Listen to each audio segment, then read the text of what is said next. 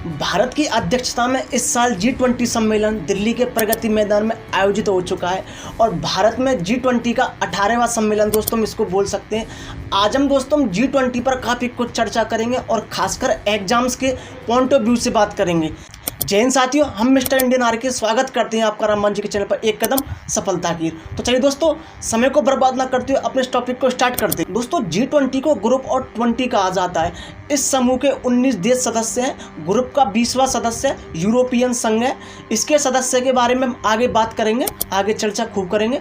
G20 summit का आयोजन दोस्तों साल में एक बार होता है। हालांकि दोस्तों 2008 से शुरुआत के बाद 2009 और 10 इस साल में G20 समिट का आयोजन दो बार किया गया था। इस सम्मेलन के ग्रुप सदस्य देशों के दोस्तों राष्ट्रीय अध्यक्ष को बुलाया जाता है और कुछ अन्य देशों को भी इसमें बुलाया जाता है।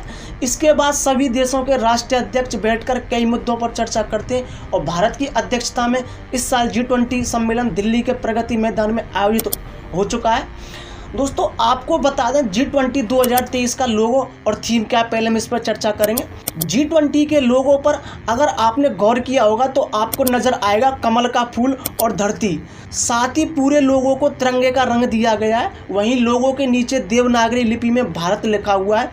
इस लोगों को मशहूर सैंड आर्टिस्ट सुदर्शन पटनायक ने डिजाइन किया है। दोस्तों भारत का G20 अध्यक्षता का विषय यानी कि थीम वसुधैव कुटुंबकम यानी कि एक पृथ्वी एक कुटुंब एक भविष्य है। इसकी प्रेरणा महाउपनिषद के प्राचीन संस्कृत पाठ से ली गई है। दोस्तों भारत में G20 का 18वां सम्मेलन होने जा रहा है। इससे पहले 17 बार बैठक हुई है। G20 के 17वें वार्षिक शिखर सम्मेलन की मेज़बानी जिसे इंडोनेशिया की अध्यक्षता में बाली में रिकवर टुगेदर रिकवर स्ट्रॉन्गर विषय के साथ आयोजित किया गया था। इस बार भारत की मेज़बानी है। इसमें हिस्सा लेने वाले देशों से हेड ऑफ गवर्नमेंट या head of state, finance minister, foreign minister और इस समिट में अमेरिकी राष्ट्रपति जो बाइडेन, ब्रिटेन के प्रधानमंत्री ऋषि सुनक समेत दुनिया के तमाम देशों के राष्ट्रीय प्रमुख शामिल होंगे। दोस्तों भारत में होने जा रहे इस सम्मेलन में एक तरफ यहाँ रूस के राष्ट्रपति व्लादिमीर पुतिन नहीं आ रहे हैं। दोस्तों व्लादिमीर पुतिन ने प्रधानमंत्री नरेंद्र मोदी को फ़ोन किया था और बताया था कि वो G20 के लिए दिल्ली नहीं आ सकेंगे। दोस्तों पुतिन की जगह रूस के विदेश मंत्री सर्गेई लैवरोव इस समिट में हिस्सा लेंगे। हालांकि G20 में पुतिन का नहीं आना बड़ी बात नहीं है। इससे पहले पुतिन साउथ अफ्रीका में हुई ब्रिक्स समिट के लिए जोहान्सबर्ग में भी नहीं गए थे। दोस्तों इस समिट में पुतिन वीडियो कॉन्फ्रेंस से जुड़े थे। दोस्तों पुतिन पिछले साल इंडोनेशिया के बाली में G20 समिट में भी शामिल नहीं हुए थे। दरअसल इस साल 17 मार्च को इंटरनेशनल क्रिमिनल कोर्ट यानी कि ICC ने पुतिन के खिलाफ अरेस्ट वारंट जारी किया था और ये अरेस्ट वारंट वॉर क्राइम के जुर्म में जारी किया गया था। दोस्तों दुनिया के 123 देश ICC के सदस्य हैं। वॉर क्राइम के आरोपों की जांच कर रहे प्रोसिक्यूटर करीम खान ने मार्च में बताया था कि अगर पुतिन इनमें से किसी भी देश में जाते हैं तो वहां उन्हें गिरफ्तार किया जा सकता है और साउथ अफ्रीका ICC का सदस्य है। ऐसे में अगर पुतिन ब्रिक्स समिट के लिए जोहान्सबर्ग जाते तो साउथ अफ्रीका को उनकी गिरफ्तारी की कोशिश में मदद करनी पड़ती। लेकिन दोस्तों भारत ICC का सदस्य नहीं है। ऐसे में भारत ICC की मदद करने के लिए मजबूर नहीं है। ऐसी स्थिति में ICC अंतर्राष्ट्रीय कानून के आर्टिकल 87(5) के तहत दोस्तों गैर सदस्य से अपील कर सकता है। लेकिन यह उस देश पर निर्भर करता है कि वो इस अपील को माने या नहीं। आपको बता दें वहीं दूसरी तरफ चीन के राष्ट्रपति शी जिनपिंग भी नहीं आएंगे और चीन की तरफ से इस सम्मेलन में वहां के प्रधानमंत्री को भेजा जा रहा है। दोस्तों ग्रुप और 20 अंतर्राष्ट्रीय आर्थिक सहयोग का एक प्रमुख मंच है और यह सभी प्रमुख अंतर्राष्ट्रीय आर्थिक मुद्दों पर वैश्विक संरचना और अधिशासन निर्धारित करने तथा उसे मजबूत करने में महत्वपूर्ण भूमिका निभाता है। दोस्तों दुनिया की GDP में G20 देशों की हिस्सेदारी करीब 85% है और इसके अलावा दुनिया का कुल 80% प्रोडक्शन और अंतर्राष्ट्रीय व्यापार समूह में इसकी 75% हिस्सेदारी है। दोस्तों G20 बैठक में दुनिया के 20 मजबूत अर्थव्यवस्था वाले देशों के वित्त मंत्री और केंद्रीय बैंक के गवर्नर को बुलाया जाता है। इस संगठन का उद्देश्य विश्व के समक्ष जो आर्थिक चुनौतियां हैं उनका आपसी से चर्चा से हल निकालना था। हालांकि साल 2008 की वैश्विक मंदी के बाद देशों के राष्ट्रीय अध्यक्ष भी इसमें शामिल होने लगे थे। दोस्तों भारत 1 दिसंबर 2022 से 30 नवंबर 2023 तक G20 की अध्यक्षता कर रहा है। अब बात करते हैं दोस्तों कैसे बना ये संगठन। दोस्तों America, Canada, Germany, Italy, France, Japan और ब्रिटेन देशों का एक G7 ग्रुप था और इसी ग्रुप का विस्तार G20 को माना जाता है। साल 1998 में इस ग्रुप में रूस को भी जोड़ा गया था और 1999 G8 देशों की बैठक के दौरान एशिया के आर्थिक हालातों की चर्चा की गई थी। बात क्या थी, 1999 से पहले एशिया कुछ सालों से आर्थिक संकट से जूझ रहा था। इसके बाद जर्मनी के बर्लिन में G8 की बैठक के दौरान G20 का गठन किया गया था। इस चर्चा में 20 बड़ी अर्थव्यवस्था वाले देशों को साथ में लाने की बात की गई और इसी साल बर्लिन में एक बैठक का आयोजन हुआ जिसमें G20 की बात उठी। समूह का पहला शिखर सम्मेलन 2008 में वॉशिंगटन DC में हुआ था। इसके बाद इसकी अहमियत को समझते हुए हर साल इसकी बैठक की जाने लगी और दोस्तों 2009 में इसे अंतर्राष्ट्रीय आर्थिक सहयोग हेतु प्रमुख मंच के रूप में नामित किया गया था। यहाँ आपको बता दें G20 की स्थापना 1999 में एशियाई वित्तीय संकट के बाद वित्तीय मंत्रियों और केंद्रीय बैंक के गवर्नरों के लिए वैश्विक आर्थिक और वित्तीय मुद्दों पर चर्चा करने के लिए एक मंच के रूप में की गई थी। साल 2007 में ग्लोबल इकोनॉमिक और क्राइसिस के बाद G20 फोरम को राष्ट्रीय प्रमुखों के स्तर का बना दिया गया था। आपकी जानकारी के लिए बता दें G20 शिखर सम्मेलन प्रति वर्ष एक क्रमिक यानी कि लगातार अध्यक्षता में आयोजित किया जाता है। मतलब G20 की बैठक अध्यक्षता हर साल अलग अलग देश करते हैं। दोस्तों पिछले साल ये बैठक इंडोनेशिया में हुई थी और उसके बाद इंडोनेशिया ने इस अध्यक्षता को भारत को सौंप दिया था। इस साल भारत इस समूह की मेजबानी कर रहा है। इसके बाद दोस्तों इस जिम्मेदारी को ब्राजील को सौंप दिया जाएगा और अगले साल ये बैठक ब्राजील में आयोजित होगी। आपको यहाँ ध्यान देना है कि शुरुआत में G20 व्यापक आर्थिक मुद्दों पर केंद्रित था, परंतु बाद में इसे एजेंडे में विस्तार करते हुए इसमें अन्य बातों के साथ व्यापार, जलवायु परिवर्तन, सतत विकास, स्वास्थ्य, कृषि, ऊर्जा, पर्यावरण, जलवायु परिवर्तन और भ्रष्टाचार विरोध इसमें शामिल किया गया था। G20 की अध्यक्षता अन्य सदस्यों के परामर्श से और वैश्विक अर्थव्यवस्था में विकास के जवाब में G20 एजेंडा को एक साथ लाने के लिए जिम्मेदार है। अब बात करते हैं G20 के सदस्य देशों के बारे में। ग्रुप ऑफ 20 यानी G20 में 19 देश हैं।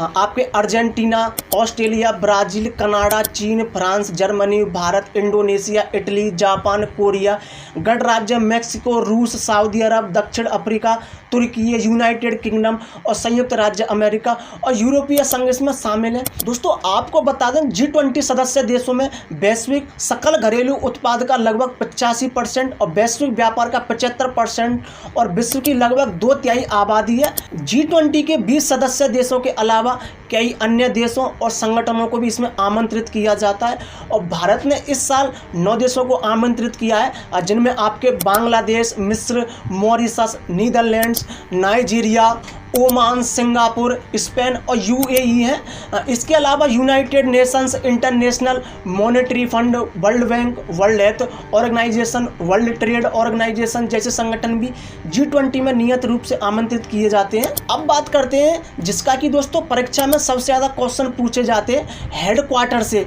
तो आपको बता दें दोस्तों इस समूह का कोई भी स्थायी मुख्यालय या सचिवालय नहीं है। इसकी अध्यक्षता का फैसला ट्रोइका द्वारा किया जाता है, जिसके अनुसार पिछला, वर्तमान और आने वाला अध्यक्ष होता है। भारत की अध्यक्षता के दौरान ट्राइका में यानी कि लगातार इंडोनेशिया, भारत और ब्राज़ील शामिल है। आसान भाषाओं में समझें तो इस बार ट्रोइका में इंडोनेशिया, भारत और ब्राज़ील है। मतलब किसने इसकी अध्यक्षता की, कौन कर रहा है और कौन करेगा। अब बात करते हैं G20 की कार्यशैली कैसी होती है, जो किस तरीक़ा से कार्य करता है। तो दोस्तों G20 की अध्यक्षता के तहत एक वर्ष के लिए G20 एजेंडा का संचालन किया जाता है और शिखर सम्मेलन का आयोजन किया जाता है। G20 में 2 समानांतर ट्रैक होते हैं, वित्त ट्रैक और शेरपा ट्रैक। वित्त मंत्री और सेंट्रल बैंक के गवर्नर वित्त ट्रैक का नेतृत्व करते हैं, जबकि शेरपा ट्रैक का नेतृत्व शेरपा करते हैं। मतलब इसमें 2 समानांतर तरीके से चर्चा होती है, पहला फाइनेंशियल और दूसरा शेरपा ट्रैक। फाइनेंशियल ट्रैक में बातचीत का काम वित्त मंत्री संभालते हैं और शेरपा ट्रैक में शेरपा यानी वह व्यक्ति जिसे सरकार शेरपा के तौर पर नियुक्त करती है। अब शेरपा ट्रैक को शेरपा द्वारा इसका संचालन किया जाता है। आपकी जानकारी के लिए बता दें कि यहाँ शेरपा का अर्थ पहाड़ों पर चढ़ाई करते समय गाइड करने वाले शेरपा से नहीं है। G20 के संदर्भ में शेरपा उच्च रैंक वाले सरकारी अधिकारी और डिप्लोमेट होते हैं जो अपने देश के प्रतिनिधि मंडल की मीटिंग और सम्मेलनों की योजना बनाने में महत्वपूर्ण भूमिका निभाते हैं। अब बात आती है क्या है G20 का काम। दोस्तों G20 देशों का पहला काम बढ़ती महंगाई पर नियंत्रण करना है, साथ ही सरकारों को कर्ज के स्तर को अनिवार्य रूप से बढ़ाए बिना कमजोर लोगों की मदद करने के तरीके खोजने होंगे। इससे संबंधित एक प्रमुख चिंता यह सुनिश्चित करना होगा कि भारी जोखिमों की सावधानी पूर्वक निगरानी की जाए। G20 का मूल एजेंडा आर्थिक सहयोग और वित्तीय स्थिरता का है, लेकिन समय के साथ व्यापार, जलवायु परिवर्तन, सस्टेनेबल डेवलपमेंट, स्वास्थ्य, कृषि और भ्रष्टाचार निरोधी एजेंडा भी इसमें शामिल कर लिया गया है। अब दुनिया की GDP में 85% हिस्सा G20 देशों का है और वहीं दुनिया के व्यापार में 75% की हिस्सेदारी भी इन्हीं की है।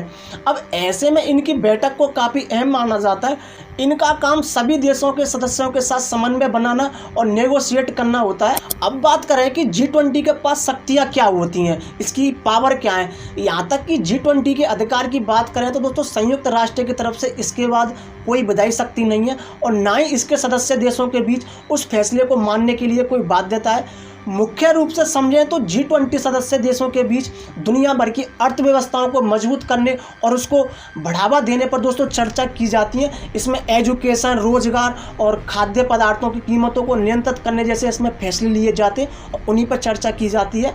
दोस्तों G20 वैश्विक समाधानों के लिए इसने क्या किया, अपने डिजाइन में व्यापक समावेश और भागीदारी को बढ़ावा देने के उद्देश्य से इसमें कई एंगेजमेंट ग्रुप बनाए, जैसे कि व्यवसाय और युवा और महिला और नागरिक, शहरी श्रमिक इत्यादि वैश्विक समाधानों के लिए है। मतलब इसमें जो चर्चा की जाती है दोस्तों G20 के तहत इन एंगेजमेंट ग्रुप में B20, L20, C20 और T20, W20, Y20 और U20 आते। आप बोलेंगे कि G20 के पास भी एक T20 है, तो आपको बता दें ये सुपर स्वैग थिंक टैंक 20 है। अब एंगेजमेंट ग्रुप से परीक्षाओं में क्वेश्चन आते हैं कि इसका आयोजन किस जगह हुआ, तो थोड़ी इस पर भी बात कर लें। दोस्तों G20 के तहत एक समूह बिजनेस 20 यानी B20 जो अंतर्राष्ट्रीय व्यापार दिग्गजों और उनकी नीति की सिफारिशों को राष्ट्रीय प्रमुखों के लिए एक साथ लाना होता है। इसमें क्या हुआ था, टाटा सन्स के N चंद्रशेखरन की अध्यक्षता में B20 की विज्ञप्ति में कई अहम सिफारिशें शामिल हुई थी और प्रधानमंत्री ने नई दिल्ली में बिजनेस 20 यानी B20 इंडिया 2023 शिखर सम्मेलन को संबोधित किया था। आपको बता दें कि B20 इंडिया 2023 की थीम राइज है, ये आपको ध्यान रखनी है। Responsible, acylated, innovative, sustainable, equitable business, ये आपको ध्यान रखनी है। G20 के तहत Y20 शिखर सम्मेलन अगस्त 2023 वाराणसी में Y20 शिखर सम्मेलन युवा मामले विभाग और भारत सरकार द्वारा जो आयोजित किया गया था। दोस्तों जितेंद्र सिंह ने कोलकाता में दूसरी G20 भ्रष्टाचार विरोधी मंत्री स्तरीय बैठक को संबोधित किया था। अब बात करते हैं अर्बन 20 यानी कि U20 मेयरल शिखर सम्मेलन भारत के गुजरात में स्थित जुड़वा शहरों अहमदाबाद और गांधीनगर में शुरू हुआ था।